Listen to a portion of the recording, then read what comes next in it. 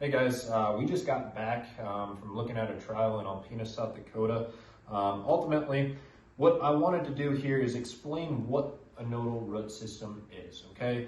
What a nodal root system is these roots right out here, okay? This is your seedling root. This is your seedling root, this big ball of roots, and this is the nodal root system. We really want to try and focus on that nodal root system around that V3 to V4 because that's when that plant starts to transition into taking a majority of its nutrients up from that nodal root system. This seedling root right here will die off later into the season. This seedling root is only responsible to take up, 15 to 25% of that plant's nutrition throughout its life. This nodal root system is roughly around 80 to 85% of its nutrition.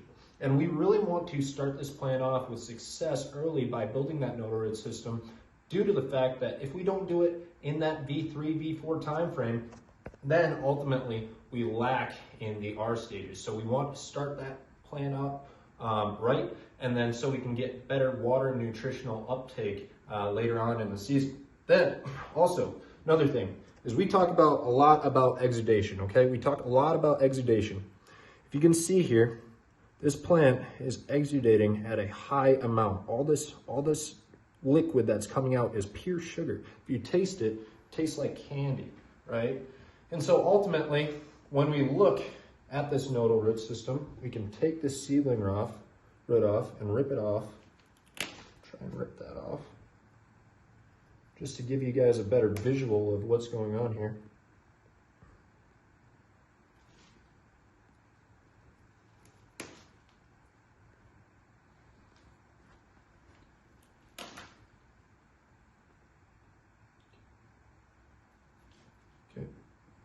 We got a majority of it, but this is your seedling root system, right? It's not a very large part of that plant when you actually think about it. And the problem is when we put in, 1034O or something like that in our starter, we really try and influence this side of things when in reality it's only taking up 20% of our nutrition. We need to start thinking more on the nodal root system.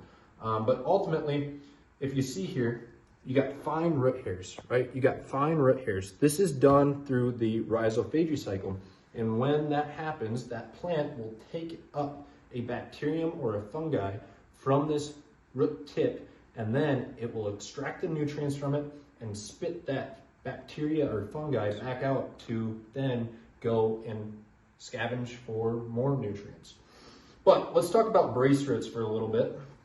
And ultimately, brace roots are nodal roots, but we don't want brace roots, okay? Brace roots are a sign of oxidative stress buildup in that plant. When that plant takes up nitrate and it can't convert it into a protein, then ultimately it will transform, that nitrate will transform into oxidative stress, and it will build up in this pith right here, right on that plant's feet, okay? And ultimately, that plant can't take up water, it can't take up nutrition because it's just plugged up. And so what it will do is throw out brace roots. That is a very, very big sign of oxidative stress, and we want to limit as many brace roots as possible. Brace roots are not good. So ultimately, you want to have, a good nodal root system to start off so that we can, have great nutrient and water uptake later on in the season for, grain fill.